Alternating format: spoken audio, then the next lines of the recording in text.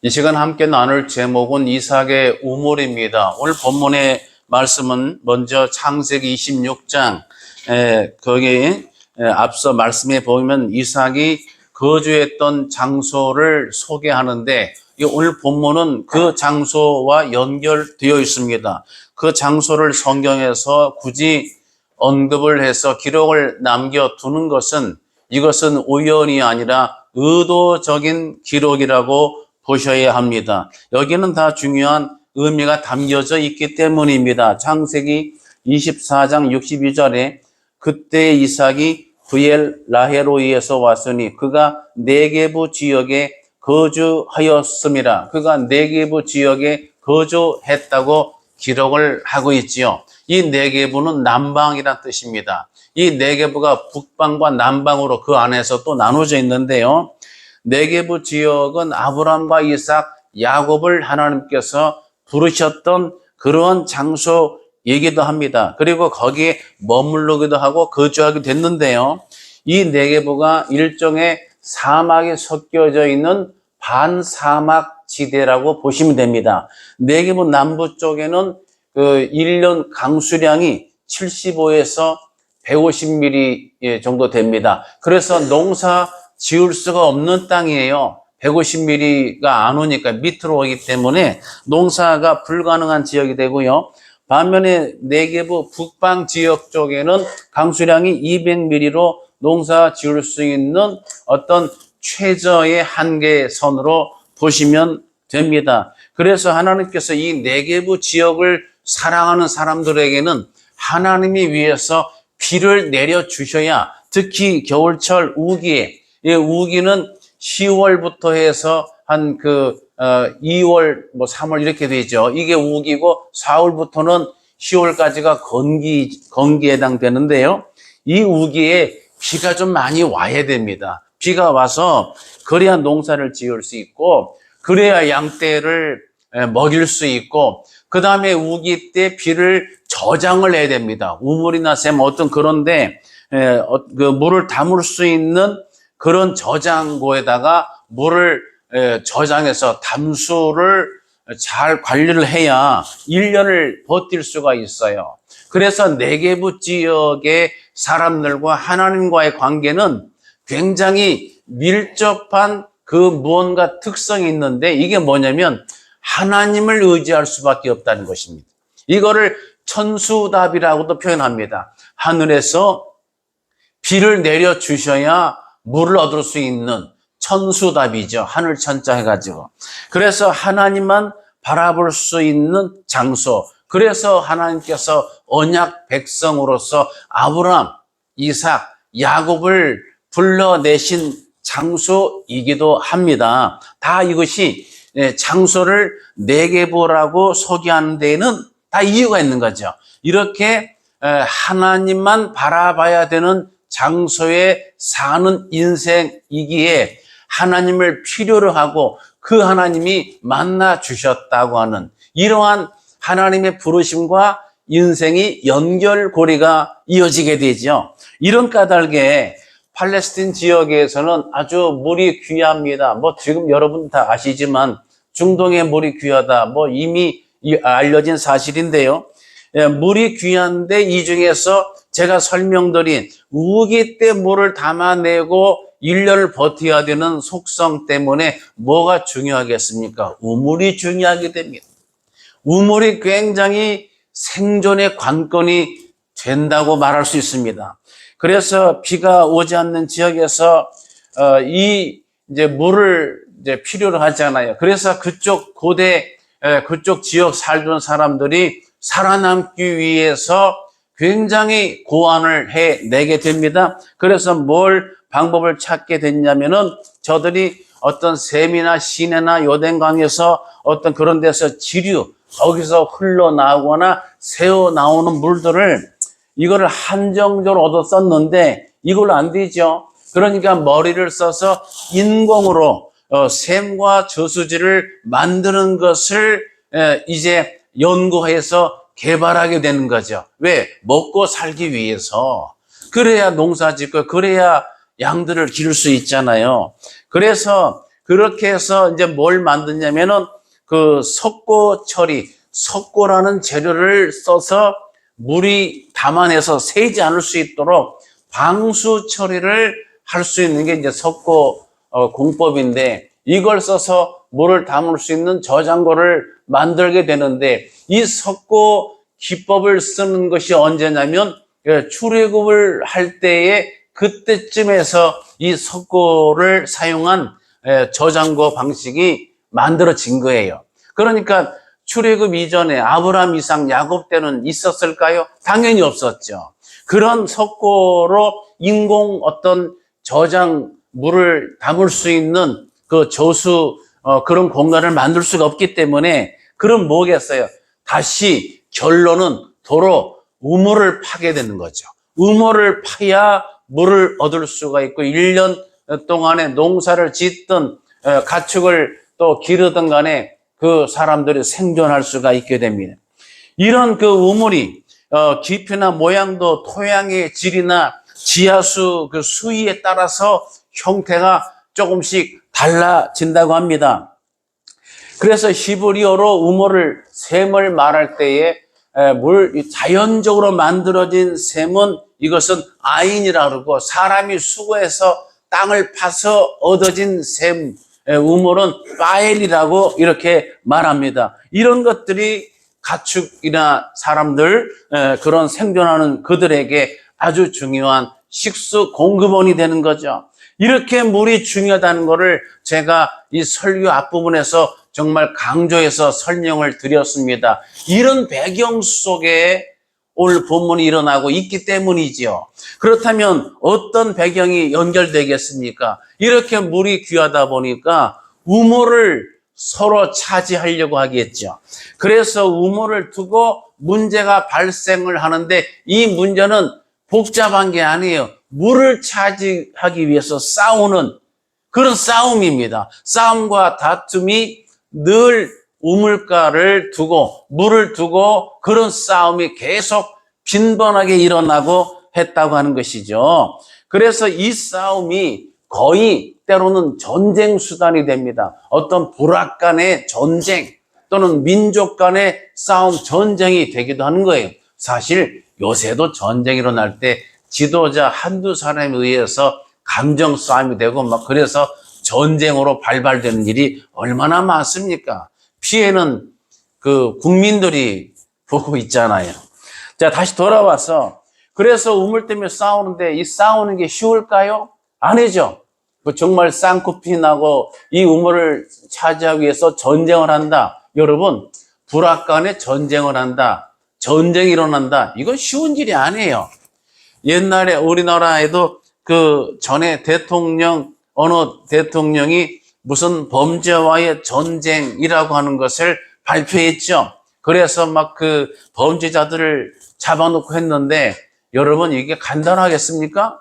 경찰 인력들이 정말 코피 터지는 거죠. 그 성과를 감당하기 위해서 얼마나 고생을 했겠습니까? 이게 전쟁한다는 것은 쉽게 말하면 평탄하지가 않다는 얘기입니다. 평화롭지 않아요. 이것은 많은 그 비용이 들어가고 어떤 유혈 사태가 발생하게 되죠. 그리고 전쟁을 치르고 나면 이런 말 있잖아요.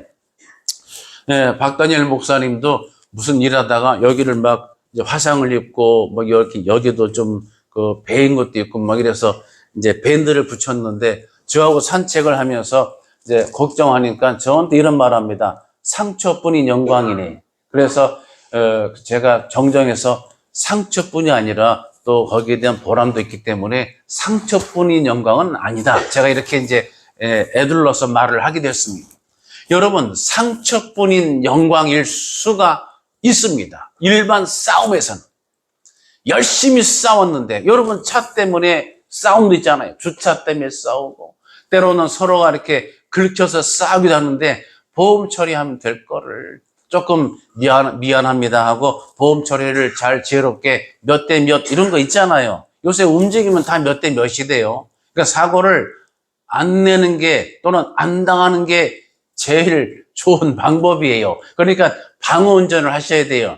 저기 전 장로님도 말씀하실 때 항상 1차선으로 가지 말라고 이야기하시는 걸 제가 간혹 듣고 기억이 납니다. 중앙선 침범이 오는 차가 있기 때문에 1차선은 되도록 가지 말아라. 이것도 일종의 방어 운전에 해당되는 거죠. 사고를 안 내시고 안 당하시기 바랍니다. 그래서 싸움은 상처를 피할 수가 없어요. 그래서 비용이 많이 들어요. 복구하는데도 많이 들어요. 누가 다치고 죽고 유혈 사태니까. 그래서 이런 질문이 나오죠. 그렇게 싸울 바에는 정말 미련하다. 싸우지 말고 그 인력과 비용으로 우물을 파지 그냥. 그럼 되잖아요. 그런데 이것이 또 간단하지가 않습니다. 우물을 파는 게 더 비용이 많이 들어요. 우물을 파는 게 더 힘들어요. 여러분, 저희 교회도 지하수 하시던 장로님 계셨었는데 이 우물 파는 게 간단하지가 않아요. 이 물 수원지를 찾아야 되는데 어느 지역은 이 고양시도 그렇다고 하대요. 거기는 물을 아무리 파도 안 나옵니다. 이 수원지가 없다고 하는 거지. 밑으로 물이 흘러야 이걸 뚫어서 끌어올리는데 너무 깊은 데로 가 있어서 안반 이걸 뚫고 막 50m, 100m, 150m 들어가야 물이 나올까 말까. 그런 데는 정말 힘들고 고생하고 비용 많이 들고 그렇게 팠어도 중요한 거는 결론적으로 물이 나와야 되는데 그렇게 팠는데 힘들여, 땀 흘려, 비용 들여 물이 안 나와. 그래서 물 없는 파다가 물이 없어서 포기를 하고 떠나겠죠. 물이 없으니까 떠나죠. 파다 안 되니까 포기하고 접고 다른 데를 파겠죠. 그래서 뭐가 생기냐면 물 없는 우물을 팠던 이것을 뭐라고 하냐면 웅덩이, 구덩이라고 말하는 거예요. 그래서 성경에 요셉을 시기한 형들이 어디다 빠뜨렸느냐? 바로 거기다 빠뜨린 거예요. 우물을 파다가 물이 안 나와서 포기한 그런 구덩이에다가 요셉을 떨어뜨려서 죽일 목적으로 그렇게 한 겁니다, 여러분. 그런 데가 종종 있다고 하는 건 그만큼 물을 팠어도 노력했어도 땀 흘렸어도 물을 얻을 수가 없었고 얻기가 힘들다. 그럼 뭐예요? 결론적으로 비용이 더 많이 든다. 더 아주 노동이 더 들어가고 더 인력이 들어가고 고생스러운데 그렇게 해서도 얻을 수 있을지는 미지수다. 그러니까 물이 확실히 나오고 있는 우물을 발견하게 되면 어떻게 해서든지 그걸 뺏어버리는 게 더 남는 장사다. 이런 계산을 하는 거예요. 그래서 싸움이 종종 일어나게 됩니다. 우물은 우리가 생각하는 지금의 우물과 다릅니다. 첫 번째, 전략적인 가치가 있어요. 전쟁이 일어나게 될 때에 전쟁은 주로 식량 때문에 영토 확보 이런 것 때문에 싸움이 일어나는 거죠. 전쟁이 일어나는데 그 팔레스틴 지역의 고대 근동의 전쟁사를 보게 되면 전쟁이 아무 때나 일어나는 게 아니라 전쟁의 시기가 있습니다. 6.25 남침은 그 주일날 새벽에 아주 이른 아침에 쳐들어온 걸로 저는 기억하고 있는데 주로 공격할 때 새벽에 막 이렇게 방비가 허술할 때에 공격을 하는 경향이 있습니다. 근데 고대 근동에서는 물 때문에 전쟁이 달라졌습니다. 물 때문에 전쟁을 언제 하냐면은 봄과 여름철이 됐을 때 전쟁을 한다 그래요. 왜냐면은 그때가 이제 여러분 아시지만 이른비가 10월부터 2월 달 내리는 이른비예요. 우리하고 이제 달라요. 그때 농사를 지어서 보리 농사 등등 지어서 그때 봄철 되면은 그때가 추수를 먼저 끝내가지고 이제 식량들이 각 마을마다 저장해 놓은 양식이 많이 있다고 그래요. 그때를 노려서 전쟁을 치루어서 점령한 지역에서 식량들을 전부 다 이렇게 노력을 해서 그렇게 해서 또 먹고 살고 이렇게 하는 신리가 있기 때문에 그래서 주로 물이 귀한 그때가 이제 건기 시작되잖아요. 물이 오지 않은 건기, 추수가 막 끝났고 물이 오지 없는 건기 때에 전쟁을 많이 한다고 그래요. 그래서 그런 것 때문에 전쟁을 당하는 민족이나 부족 입장에서는 거꾸로 역발상으로 강한 적군이 쳐들어와. 대비를 할 수가 없어. 대응을 못해. 상대가 안 돼. 그러면은 어떻게 하느냐? 우물을 메꿔버립니다. 우물을 먼저 메꿔버려. 그럼 저들이 왔다가 우물이 없는 걸 보면은 건기에 그들도 먹고 살아야 되고 마셔야 되니까 여기서 물을 얻을 수가 없어. 철수. 바로 철수. 배철수 말고 그냥 철수. 그래서 그 물을 메꿔버려서 같이 죽자 심정으로 물을 메꿔버리면 그걸 철수하고 그 물을 메꾼 지역은 기여하기 때문에 거기를 파면 물이 나오잖아요. 그래서 전쟁을 모면하는 방식으로도 그 우물이 있어야 되는 거죠. 정말 이게 기가 막힌 일이에요. 두 번째는 그 우물이 어떤 생명에 관한 보장, 자기 가족과 종족에 대한 어떤 그 삶의 생존을 위한 신적인 보호권으로서 우물을 그렇게 여겼습니다. 간주했습니다. 그래서 이스라엘 사람들은, 고대 히브리인들은 이 우물이 정말 생존의 원인자, 이게 뭐냐면 내 생명을 주신 분이 여호와 하나님이시잖아요. 그래서 내 생명을 허락하신 하나님으로부터 생존의 권한을 인정받는다는 보증 수표가 우물을 얻게 되는 겁니다. 여러분, 이게 이렇게 중요한 거예요. 이삭이 우물을 파면 물을 얻었다고 하는 것은 굉장한 하나님 여호와가 함께 하신다고 하는 것을 상징적으로 보여주고 있어요. 그냥 물을 팠으니까 물이 나왔겠지가 아니에요. 아무리 파도 안 나오는 지역들이에요. 거기서 이상하게 이삭이 우물을 파면 물이 나왔어요. 하나님이 바로 너와 함께한다. 할렐루야. 이것을 눈으로 실증적으로 보여주는 사건이 되기도 하는 거예요. 그래서 성경 보게 되면 이 우물은 하나님과 연관을 갖는 중요한 장소가 됩니다. 창세기 16장 14절에 하갈이 쫓겨났잖아요. 하갈이 이스마엘을 낳은 애굽 여종 출신 하갈이 쫓겨나서 괴로움과 비통함 속에 어떻게 됐냐면 16장 14절 기록을 소개하면, 하갈이 자기에게 이르신 여호와 이름을 나를 살피시는 하나님이라 하였으니 이는 내가 어떻게 여기서 나를 살피시는 하나님을 배웠는고 함이라. 왜냐면 이제 메말라 죽으려고 할 때에, 목말라 죽으려고 비통하게 울잖아요. 자식을 화살 떨어진 거리에다 두고 거기서 울고, 자식 이스마엘도 울고, 그 어미 하갈도 울고, 여기서 이제 말라 죽는 거 나고 비통하고 서러워서 거기서 울고 있을 때 하나님이 함께 하셔서 감찰하시는 하나님, 거기서 샘물을 만나게 하신 하나님. 그래서 샘물 지역을 브엘라에로이, 하나님께서 나를 살피시고 감찰하셨다. 그래서 이렇게 샘물에 하나님과 관련된 이름을 부여하고 살았던 사람들이 이스라엘 백성들이에요.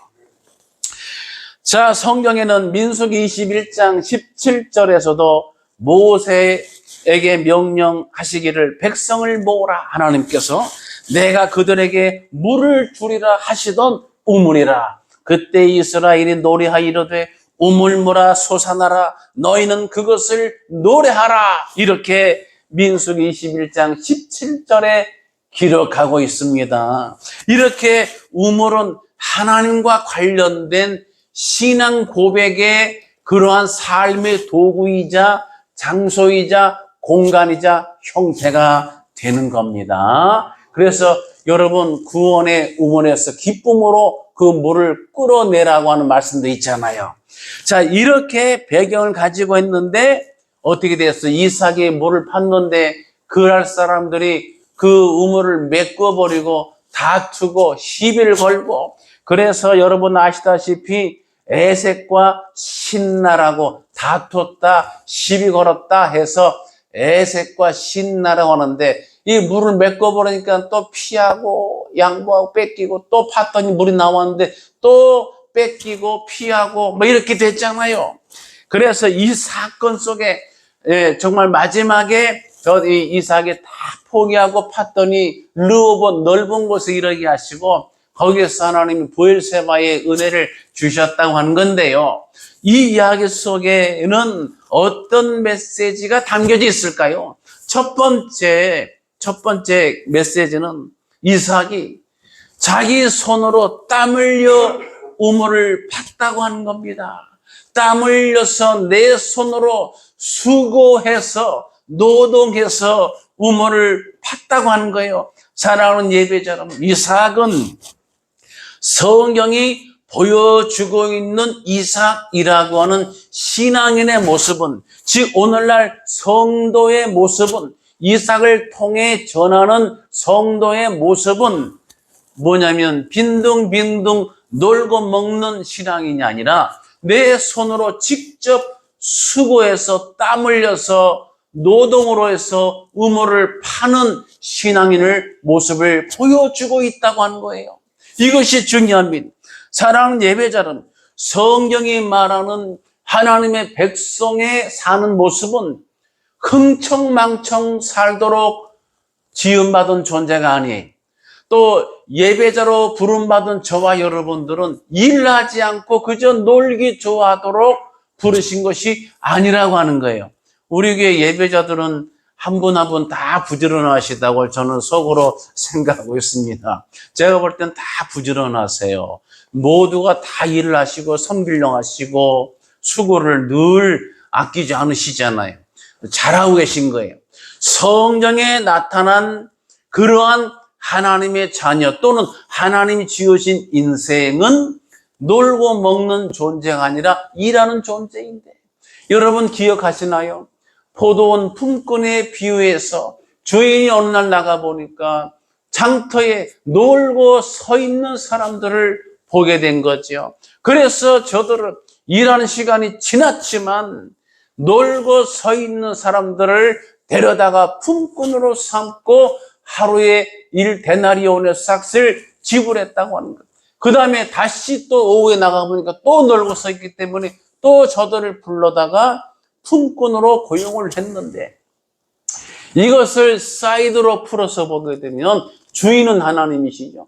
하나님은 놀고 서 있는 자를, 주의 백성이 어찌해서 하나님 영광을 나타내지 못하고 주의를 하지 아니하고 놀고 먹고 놀고 서 있는 장터에서 할 일 없이 놀고 서 있는 그런 자녀를 하나님은 안타까이 여기시고 그들을 불러다가 일이 필요한 곳에 일할 수 있는 장소로 하나님은 옮기시고 부르시는 여호와 하나님이신 것을 기억하시기 바랍니다. 일하는 자를 하나님이 찾으시는 거예요. 일하는 자가 되기를 원하시는 하나님이세요. 마태 25장 21절에 천국의 비유 잘 아시지만 달란트 비유에서 주인이 와서 결산할 때 이랬습니다. 그 주인이 이르되 잘하였도다 착하고 충성된 종아, 내가 적은 일에 충성하였음에 내가 많은 것을 내게 맡기리니 내 주인의 즐거움에 참여할지어다. 여러분, 이렇게 착하고 충성된 종아라고 인정받게 된 이 종이 어떻게 했기 때문이에요? 간단합니다. 열심히 일했기 때문이에요. 열심히 땀 흘려서 수고하고 노동을 했기 때문이에요. 그래서 정직히 땀 흘렸기 때문에 착하고 충성된 종아라고 칭찬하시고 계시는 것입니다. 사랑하는 예배자 여러분, 성경은 우리가 일하도록 땀 흘려 수고하는 인생을 요구하고 있습니다. 로마서 12장 11절에 영적으로 연결됩니다. 부지런하여 게으르지 말고 열심을 품고 주를 섬기라. 열심을 품고 주를 섬기시는 저와 여러분 되시기 바랍니다. 그냥 가게 되면 가고 예배하러 그냥 기분이 꿀꿀하면 안 가고 날씨가 좋으면 가고 날씨가 좀 굳으면 안 가고 그런 정도를 말씀하시지 않습니다. 열심을 품고 주님을 섬기시기 바랍니다.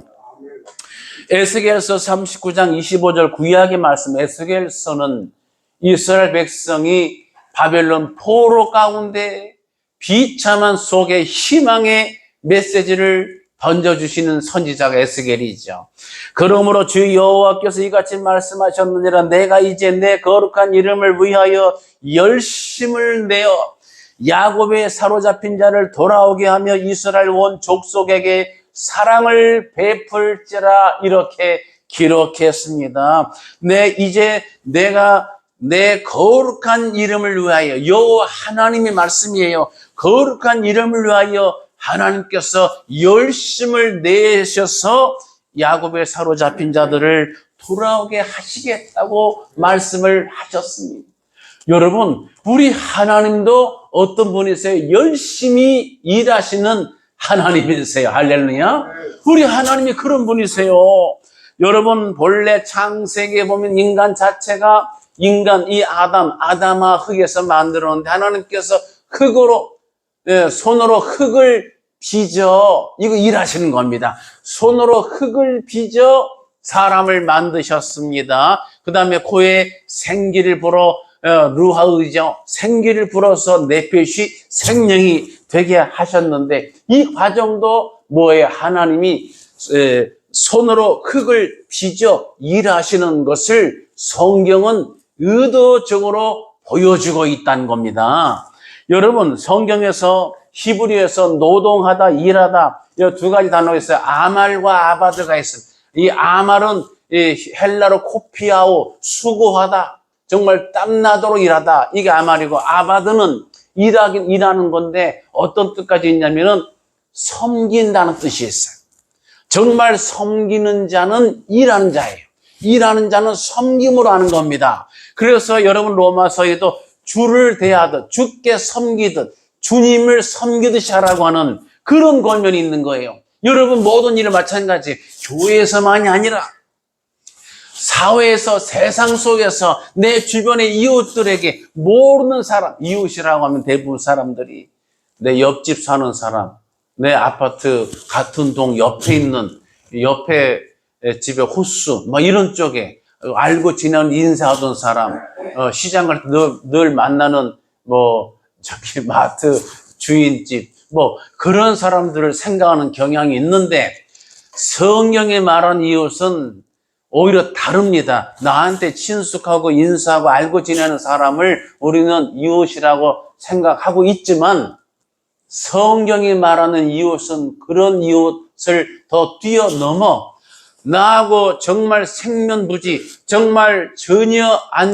안면이 없는, 전혀 초면인 사람, 그리고 나하고 어떤 일면식도 없고 관계도 없는데 정말 어렵고 힘들고 난처하고 비참한 그런 공경에 처해 있는 사람이 이웃이라고 하는 게, 이것이 예수님의 가르침이에요.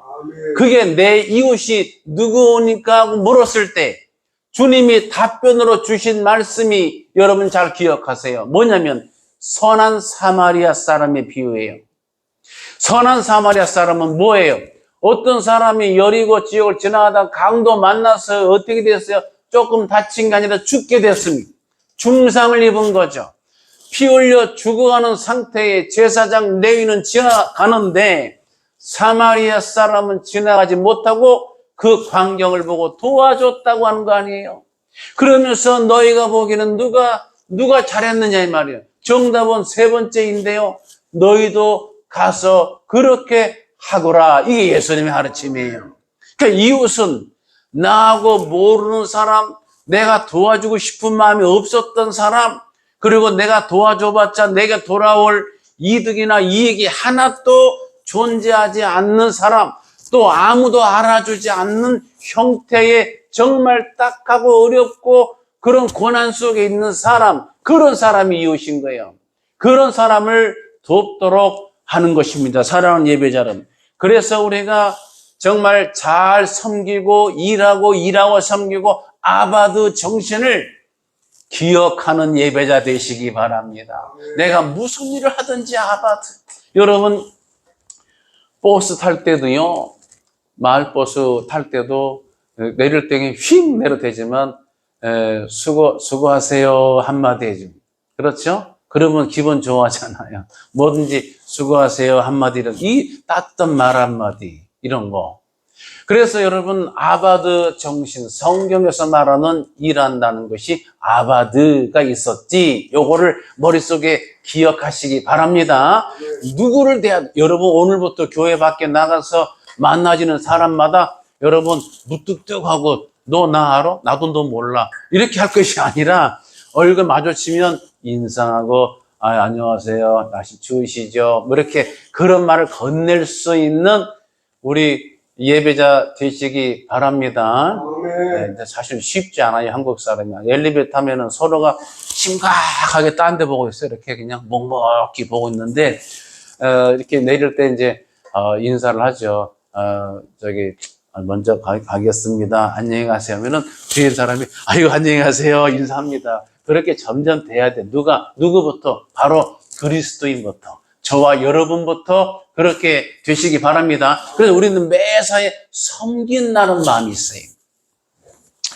구약 성경에는 하나님 자체가 일하신 분이에요. 창세기 1장 7절, 16절, 25절 다 하나님이 뭔가를 일하셨어, 만드셨어. 창세기 1장 25절, 하나님이 땅의 짐승을 그 종류대로, 가축을 그 종류대로, 땅에 기는 모든 것을 그 종류대로 만드시니 하나님 보시기에 좋았더라.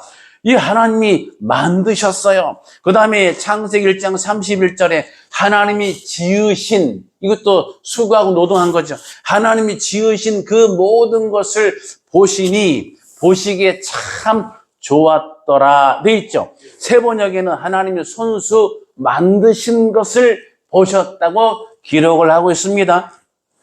그 다음에 영어 성경에 나오고 성경 보면 God saw all that he had made. God saw all that he had made. 그가 만드신, he had made, 직접 수고해서 만드신 모든 것을 보시니 and it was very good. 토브 메우드죠, 히브리어로. 아주 그것이 it was very good. 아주 좋았다는 거예요.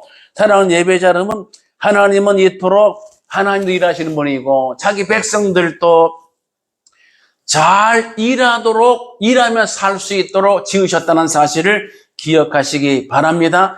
본문의 이삭은 첫 번째 메시지가 그러므로 하나님 명령에 순종해서 잘 수고해서 성실히 땀을 줄 아는 사람이었다. 두 번째는 그럼에도 불구하고 내가 수고하고 내가 갖고 놓고 이뤄 놓은 것들이 있어도 이런 것들이 나를 지켜주지는 못한다. 이것이 이 땅 광야의 특성이자 구조예요. 사랑하는 예배자 여러분, 정말 하나님께서 그렇게 수고하도록 지으셔서 성실히 땀 흘려서 우물을 만들었지만 여러분, 블레셋 사람, 그럴 사람들은 이것을 메꿔버리거나 이것을 뺏어버리거나 그랬죠. 쫓아내고 있는 거예요. 이거 쫓아내는 것은 우물이 없으면 살 수가 없잖아요. 죽으라는 겁니다. 그냥 내가 살기 위해서 너 나가라, 이런 거예요. 그냥 장사 잘 되니까 건물주도 이러잖아요. 장사 잘 되면은 그냥 나가라고 그래요. 막 권리금도 안 주려고 그러고 나가라고 그래요. 원상 복귀하라 그러면서 장사 잘 되니까. 그래서 내보내고 건물 주인이 식당 장사를 하는 경우를 봤어요. 근데 저도 고양시에서. 근데 이렇게 하는 거 보니까 쫓아내고 주인이 하는데 장사가 영 안 돼. 오히려 안 되더라고. 그래서요, 다시 돌아와서 여러분 그렇게 쫓아냈는데 여기서 오늘 설교에서 두 번째 여러분 잘 기억하세요. 내가 수고하고 내가 땀 흘려서 내 인생에 여러 가지 성을 쌓긴 하지만 그런 것들이 나를 지켜주는 것은 아니다라고 하는 것을 성경이 보여주는 거예요. 그래서 이건 뭐예요? 정말로 내가 나를 지켜줄 수 있는 것은 내 손으로 수고한 것들에 있지 아니하고, 나는 물론 수고하고 살아야 되지만 그러나 내 손으로, 내 의지로, 내 행위로 지난주 설교처럼 자가 발전적인 것으로 나를 지켜주게 되는 건 아니다 이거죠. 그럼 뭐겠어? 여호와 하나님이 지켜줘야 된다. 하나님 여호와가 함께 하셔야 된다. 하나님 여호와를 의지함으로 이길 수 있고 승리할 수 있다는 것을 성경이 똑똑히 보여주고 있는 거예요. 그래서 이삭은 거기에 싸움에 휘말리지 않고 다 뺏기고 다 잃고 손해보고 그러면서 그래도 아무런 다툼이나 항변 없이 내어주고 나갑니다. 왜? 뭐 때문에? 하나님을 의지해서. 내가 수고해서 내가 내 손으로 만든 거예요. 내가 내 돈 주고 산 거예요. 내가 고생해서 평생 수고해서 내가 내 집 짓고 내 건물 가지고 내 자산 소유한 겁니다.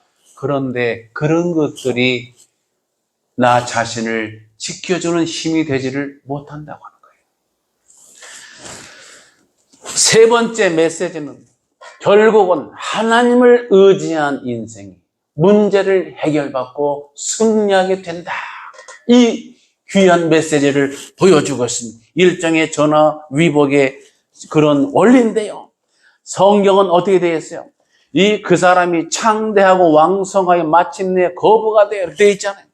여러분, 거부가 됐을 때에 내가 잘 나가면 주변 사람은 시기합니다, 여러분. 여러분, 모임도 많이 가지시잖아요. 여러분, 동기나 여러, 심지어는 친척 관계에 있어서도 가족 그런 개념 속에 있는 분들 속이라도 누가 잘 되면은 이것을 조금 이렇게 약간 아쉬움과 함께 조금 시기하는 그런 경우가 많아요. 그래서 잘 되는 사람을 이렇게 그냥 기뻐하고 박수 쳐주는 문화보다는 뒤에서 비아냥거리거나 앞에서 잘 됐다 그러면서 돌아서서는 그 사람 원래 문제가 많어. 뭐 그 사람 그래 봤자야 등등의 폄하를 많이 하는데 지금 원수마귀 사단이 꼭 그렇게 합니다. 잘 믿으려고 합니다. 내가 하나님을 만나서 정말 구원 열차 타고 하나님께 예배하는 반열로 가게 되면 원수마귀가 엄청 시기해서 자꾸 문제 만들어 놓고 못 갈 이유 만들어 놓고 사소한 다툼에 휘말리게 하고 이것저것 막 걱정 근심 일을 보게 하고 바쁜 일 생기게 하고 계속 시기하는 겁니다. 우물을 메꿔 버리듯이 블레셋 사람들이 방해하듯이 사랑하는 예배자. 그럼에도 불구하고 이삭은 저들을 대적하지를 않았어요. 한마디로 말하면 육신적으로 응답하지를 않았어요. 그건 뭐겠어요? 하나님을 의지했기 때문에. 하나님만 믿었어요. 그래서 하나님을 믿고 의지하고 나갔더니 어떻게 되냐면 저들의 고난이, 저들의 대적이, 저들의 방해와 해방하는 행위가 오히려 마이너스가 플러스가 돼버리네요. 그게 뭐냐면은 우물을 팠는데 뺏겨. 그래서 양보하고 또 가. 다른 데 파. 물이 나왔어. 또 뺏어. 뺏기고 가. 또 우물을 팠어. 여러분, 첫째, 두 번째, 세 번째, 네 번째, 다섯 번째 계속 팠어요. 그러다 보니까 뭐가 됐어요? 전문가가 됐어요. 우물 파는 전문가가 돼버렸어. 할렐루야. 여러분, 옛날 얘기에 그 어떤 쓰지 못한 우물이 있는데 거기 그런 구덩이에 거기에 나귀가 거기에 빠졌단 말이에요. 나귀가 약한, 힘도 없는 약한 나귀입니다. 병약한. 근데 이 나귀를 꺼내려고 꺼낼 수가 없어요. 구덩이가 깊고 이걸 꺼내기도 없고 얘를 꺼낸다고 고생해서 비용 들여도 일할 수도 없어. 그래서 그 마을 사람들이 애석하지만 그냥 묻어주기로 한 거죠. 그래서 그 병약한 나귀가 구덩이에 빠져서 막 살려달라고 막 우는데 야 미안하다 할 수 없이 그냥 너의 생은 여기까지인가 보다 하고 그냥 애처로우니까 빨리 묻어서 이거를 끝내려고 한 거죠. 흙을 파서 막 묻은 거예요. 그러니까 얘가 이제 막 거기 슬퍼서 막 소리 지르고 꺼내달라고 정말 믿을 놈 하나도 없네요 하면서 막 우는 거지. 막 파서 좀 있으니까 조용하더래요. 그래서 궁금해서 이놈이 이제 가셨나 하고 이렇게 들여다보니까 이놈이 흙을 딱 던지니까 막 쌓이잖아요. 막 울다가 팍 털어가지고 이걸 발로 밟고 또 울다가 물 떨어지면 팍 털어서 발로 밟고 또 흙이 오면 울다가 팍 털어서 발로 밟고 하나씩 발로 꾹 담으니까 올라와서 눈이 쏙 마주치는 거예요. 여기 눈을 말똥말똥 나 여기까지 왔어 용. 그래서 싹 튀어나와가지고 새싹이 도망갔답니다. 여러분 고난이 와도 원수마귀 사단은 우리한테 흙을 메꾸고 내가 애써 파는 걸 탁으로 메꿔버리고 시기하고 방해하고 회방하지. 그런데 하나님을 의지하면, 하나님 믿고 신뢰하고 내가 낙심치 아니하고 선을 행하다 낙심치 말라. 때가 이르면 거두리라 그랬잖아요. 내가 정말 참고 인내하고 주를 바라보고 나를 여러분 케어하셔야 돼. 건강도 지키고 오히려 밥도 잘 드시고. 왜? 하나님의 세큘라, 하나님의 보물이니까. 그래서 낙심하지 말고 실망하지 말고 서러워하지 말고, 내가 믿었던 사람 나에게 흙더미를 뒤집어 던져도 털어버리세요. 털고 발로 밟고 나가시기를 축복합니다. 주를 바라보고 하나님을 소망하게 되면 여호와를 낭만하는 자에게 뭘 준다고요? 새 힘을 얻어요. 새 것으로. 사람은 아무리 살아도 나이 들수록 새 것이 아니에요. 점점 중고 중에 더 오래된 중고가 되는 거예요. 이게 역사고 세상이에요. 그런데 여호와를 앙망하면 거꾸로 놀라운 기적이 일어나는데 새 것이 되는 역사가 있어요. 내 마음도, 내 신앙도, 내 인격도, 내 지성도, 내 열정도 새 것이 되는 줄 믿으시기 바랍니다. 이 하나님 붙잡고 이삭의 우물에 주는 메시지를 기억하시고 한 주간 더 승리하시고 하나님을 기쁘시게 하는 천국 백성 되시기를 예수님의 이름으로 축복합니다. 기도하겠습니다. 할렐루야. 영광과 존귀와 찬송을 살아계신 하나님 앞에 올려드립니다. 이삭의 우물을 봤을 때에 수고하고 땀 흘렸습니다. 수고하고 땀 흘렸지만 다 뺏기고 방해를 받았습니다. 그것이 지켜주질 못했습니다. 그러나 낙심치 아니하고 주를 바라보고 저들과 대적하지 아니하고 하나님을 의지하고 나가서 또 파고 팠더니 하나님이 장소를 넓은 곳에 이르게 하시고 하나님 마침내 놀라운 평안을 허락하시고 승리를 주셨습니다. 이 말씀을 마음에 새기고 우리가 이 땅 광야를 살아갈 때에 하나님 주신 놀라운 믿음의 힘과 능력으로 권능을 받아 하나님 낙심치 아니하고 주께 영광 돌리는 천국 백성 되게 하여 주시옵소서. 믿사옵고 예수님의 이름으로 간절히 기도드리옵나이다. 아멘. 주 예수 그리스도의 귀하신 은혜와 하나님 아버지의 극진하신 사랑과 성령님의 감동, 감화, 인도, 교제하심이 오늘 예배하는 모든 예배자들 머리 위에와 저들의 가정 위에와 일터 직장 위에와 기도하는 모든 제목 위에 관계된 일들 위에 자녀들의 진로와 비전 위에 그리고 나라와 민족 위에 임직을 준비하는 모든 그러한 임직자의 그런 행로와 과정 위에 함께 있을지어다. 아멘.